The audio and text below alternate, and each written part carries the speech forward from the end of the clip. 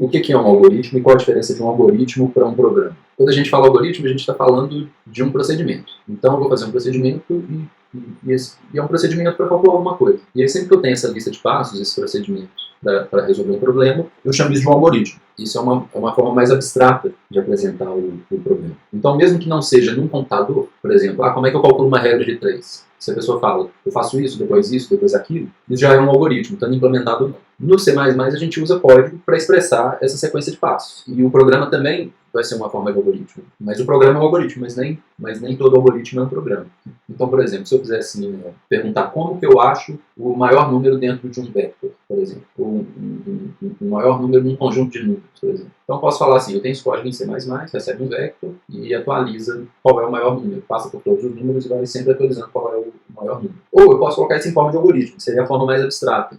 Então, eu posso falar, eu tenho como entrada um conjunto de números, eu tenho como saída o maior elemento do conjunto e o processo é esse. Eu tenho um m, que vai ser o primeiro elemento, e para todos os outros elementos, eu vou atualizar meu m se o elemento corrente for maior. E no final, eu retorno um m. Então, eu estou expressando a mesma coisa de duas maneiras. Por que a gente diz análise de algoritmo e a gente não diz análise de programa, coisa desse tipo? Porque quando a gente faz uma análise, a gente quer uma análise mais alto nível. Porque quando eu digo esse é o algoritmo para encontrar o maior número num conjunto de elementos, essa análise minha ela serve tanto para código em C++, quanto para código em outra linguagem, ou serve para a pessoa que quiser achar o maior elemento na mão, por exemplo. Então, a gente usa algoritmo, que é esse termo mais genérico. Mas, em grande parte, na prática, o que a gente vai estar realizando mesmo são funções. E aí tem algumas regras, né, que definem assim, uma sequência de operações que pode ou não passar na definição formal de algoritmo. Então, por exemplo, se um algoritmo não faz cálculo nenhum, isso é um algoritmo. Aí tem algumas definições que são mais controversas, assim, se vai ser considerado algoritmo ou não. Às vezes, se não faz cálculo nenhum, tem gente que não considera algoritmo. Tem gente que não considera algoritmo que não para, é algoritmo.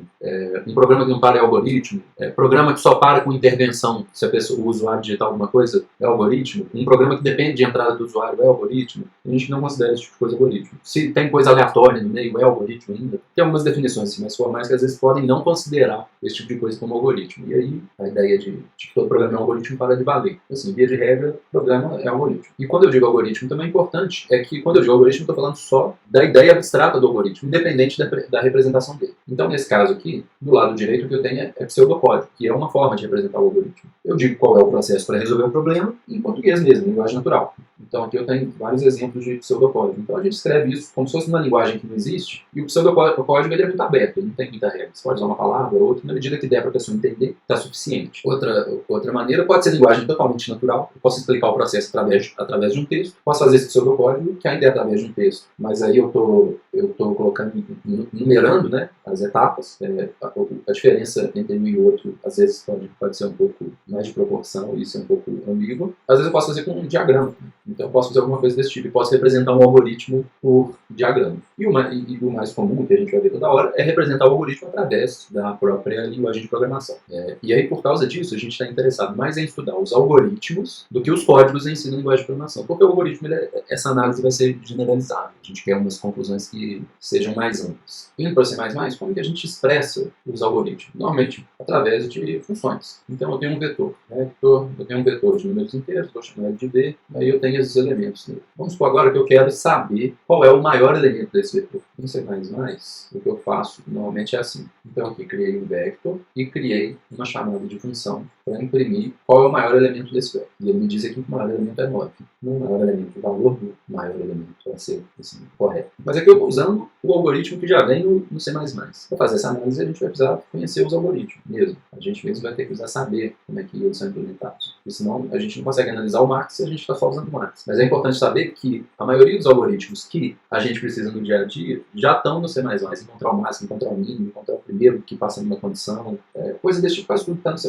Sempre que eu preciso de uma tarefa que eu sei que é muito repetitivo, a gente pode olhar no próprio padrão do C++, provavelmente esse algoritmo já está implementado lá. Mas vamos a gente mesmo fazer uma função que acha o menor elemento de um vetor, que aí isso vai ficar mais claro. Então vamos fazer assim, int, e aí, vou chamar um nome qualquer, maxel. Eu vou receber como parâmetro um vetor de números inteiros. E aí eu vou chamar esse vetor de números inteiros de V. Um problema aqui é o quê? Eu não quero copiar esse vetor aqui toda vez que eu passar ele. Então eu vou passar ele por referência. Eu também sei que não vou alterar esse vetor. Então esse vetor ele é constante. Esse Esse é um padrão muito comum, né? Eu vou passar alguma coisa que é muito grande, mas não vou modificar ela, eu poderia passar por cópia. Isso garante que eu não vou modificar meu V, porque aqui eu tenho uma cópia do V. Mas eu vou fazer uma cópia ainda, então eu não quero isso, eu quero uma referência constante. Então, esse é o primeiro padrão. Agora a gente vai fazer o algoritmo normal. Vamos ver qual era o algoritmo. Só que agora a gente vai olhar só para o lado direito, né? Abstratamente. Eu tenho um M, que vai representar o primeiro elemento do A. Então, eu venho aqui e coloco int M igual ao primeiro elemento do A. Depois, eu tenho, para todos os outros elementos AI de A, então, para cada I. E aí agora é para todos os outros elementos. Então, não vou começar do zero, porque o primeiro eu já considerei. Int I, enquanto I menor que bsize, mais I, aí enquanto para todos os outros elementos eu vou fazer alguma outra coisa. Eu tenho um erro aqui. Aqui, em vez de int I, deveria ter sido size T. Por quê? Size T é o tipo de número inteiro que eu uso para representar o tamanho das folhas em C++. Então, se eu colocar int I nesse caso, ele vai me dar um erro, porque ele vai dizer aqui que eu estou comparando números inteiros de tipos diferentes, na verdade, de sinais diferentes. Porque o tamanho das coisas é só um número não negativo. Então, é um inteiro sem sinal. E o int I é um inteiro que pode ter sinal. Então, eu vou usar o contador aqui com o mesmo tipo. O próximo passo do algoritmo é, para todos os outros elementos AI de A, se o elemento AI for maior que o M, se o elemento AI, chamar de A aqui, para ficar igual o pseudocódigo. Se o elemento AI for maior que M, né, então o M passa a ser o AI. Porque se eu encontrei algum maior que o M, maior, então não é esse M, é o AI. Chegou no final do algoritmo, retorno o M. Então, essa seria a primeira maneira de representar um algoritmo.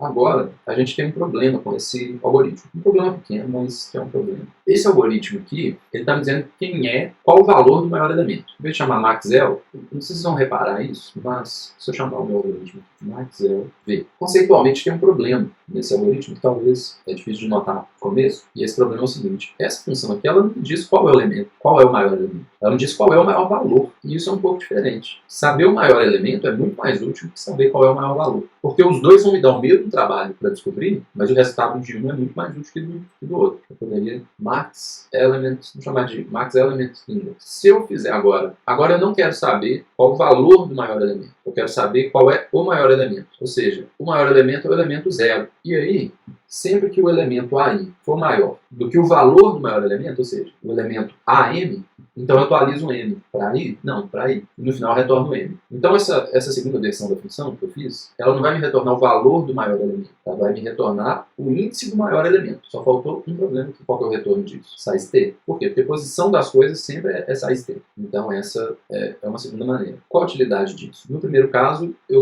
depois que a função termina, eu conheço esse 9. Agora, o segundo algoritmo, ele me fala onde está o maior elemento. Então, se eu quiser saber que o maior elemento tem uma posição 4, essa função me deu. Agora, se eu quiser o valor do maior elemento, eu faço assim, V na posição do maior elemento. E aí ele vai me dar um resultado. Então, essa é a maneira comum de a gente expressar os algoritmos. Na hora que eu expresso os algoritmos para pegar só o maior valor, eu perdi essa informação da posição dele. Agora, se eu tiver a posição, eu sempre sei qual é o valor. Eu tenho a posição e o valor, se eu tiver a posição. Se eu tiver calculado o valor, eu perdi a posição. Então, é muito comum no algoritmo falar assim, pega o maior elemento e faz alguma coisa com ele. Por exemplo, muda ele de lugar. Essa função aqui não ia resolver o meu problema. Essas aqui, elas resolvem. E agora eu sei o valor e onde ele está.